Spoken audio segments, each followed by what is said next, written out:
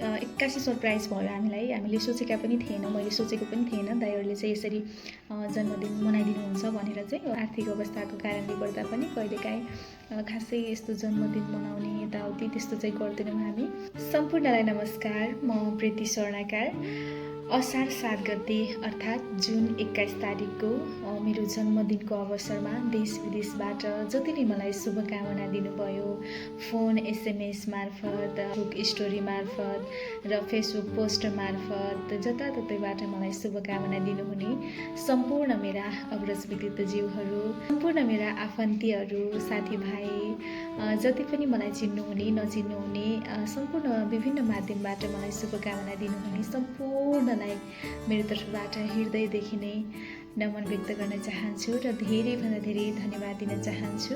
तपाईहरूको शुभकामना, तपाईहरूको आशीर्वाद, तपाईहरूको माया, तपाईहरूको साथ सपोर्ट सधैँ पाइराखेको छु र अझै आगामी दिनहरूमा पनि पाउनेछु।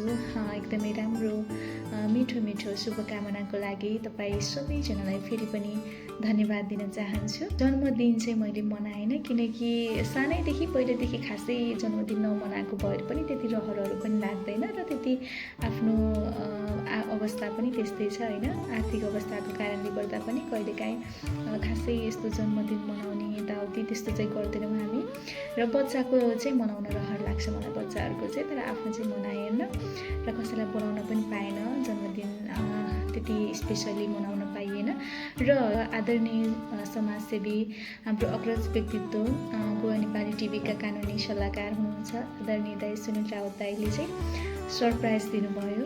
सुनिल राउत दाइ र त्यसै गरी आदरणीय दाइ समाजसेवी हाम्रो तेजकुमार ओली, रासपाका अध्यक्ष, गोवा अध्यक्ष तेजकुमार ओली दाइले र सुनिल राउत दाइको परिवारले चाहिँ सरप्राइज दिनुभयो र हामीले सोचेका पनि थिएनौँ। एक्कासी सरप्राइज भयो हामीलाई। हामीले सोचेका पनि थिएनौँ, मैले सोचेको पनि थिएन दाइहरूले चाहिँ यसरी जन्मदिन मनाइदिनुहुन्छ भनेर चाहिँ। एक्कासी फोन गरेर बहिनी एकछिन यहाँ आएको छौँ हामी, आउनुहोस् त भेटौँ भन्नुभयो। गएको त केकहरू ल्याउनु भएको रहेछ है। अनि उहाँहरूले चाहिँ एक्कासी बोलाउँदा चाहिँ अचम्म लाग्यो र कसैलाई त्यस्तो खबर पनि गर्न पाइएन, बर्थडे मनाउन पनि पाइएन। त्यसको लागि चाहिँ क्षमा चाहन्छु। सम्पूर्ण आफ्ना आफन्ती साथीभाइहरू गोवामा रहनुहुने सम्पूर्ण धेरै हुनुहुन्छ, सबैजनाले विश गर्नुभएको थियो।